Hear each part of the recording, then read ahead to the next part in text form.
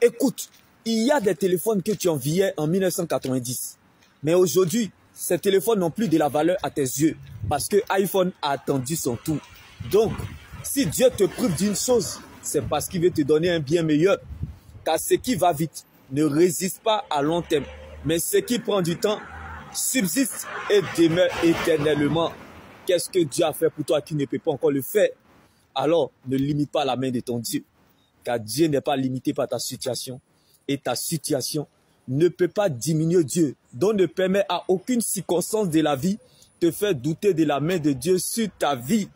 Car tu n'es pas en train d'écrire la dernière page de ta vie.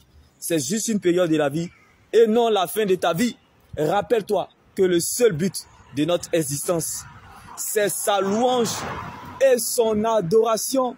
Donc même si une situation refuse que tu existes, mais qu'elle ne t'empêche pas de faire exister ton Dieu, même si tu ne veux plus croire, le ciel croira à ta place. Regarde, bien-aimé, de toutes celles que tu possèdes, de toutes les choses que tu as en tes mains, celles que l'argent ne peut pas acheter, qui est le souffle de vie que Dieu te donne avec gratuité, qui est sa fidélité en ton égard, qui est le souffle de vie, ton réveil, ton sommeil. Tu ne feras pas le contraire. Sois reconnaissant envers Dieu malgré tout. Aimer Dieu sans raison, c'est ce qui apporte à la raison ce qui est inaccessible. Car ce que Dieu fait pour nous dans le secret est plus grand que ce que nous regardons ou traversons. Donc les grands combats se gagnent dans le secret. Le silence de Dieu attire le silence de l'homme. L'action de Dieu sera votre réaction.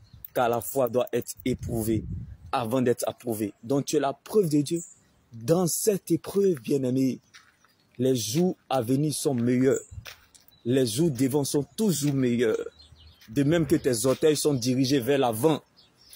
Avance et marche avec fierté. Car ce qui t'attend est plus grand que ça. Comme pendant que Abraham pensait à sa vieillesse et regardait Ismaël, Dieu voyait des nations. Pendant que Abraham dans sa vieillesse pensait à Ismaël et regardait Isaac, Dieu voyait des nations. Ce qui arrive est mieux que ça. Ce qui t'attend est plus grand que ça. Ce que tu ne sais pas est plus grand que toi. Ce que Dieu te réserve est plus grand que ce que tu regardes ou vois aujourd'hui. Donc sois sage et patient, car le temps finira par te donner ce qui te revient. Le temps de Dieu n'est pas très long, mais très bon. Shalom. Là où l'on s'y attend le moins, c'est là le temps voulu de Dieu. Car les voies de Dieu sont insondables et impénétrables. De même que ses pensées sont élevées au-dessus de nos pensées, ses voies sont élevées au-dessus de nos voies. La destinée n'est pas la destination.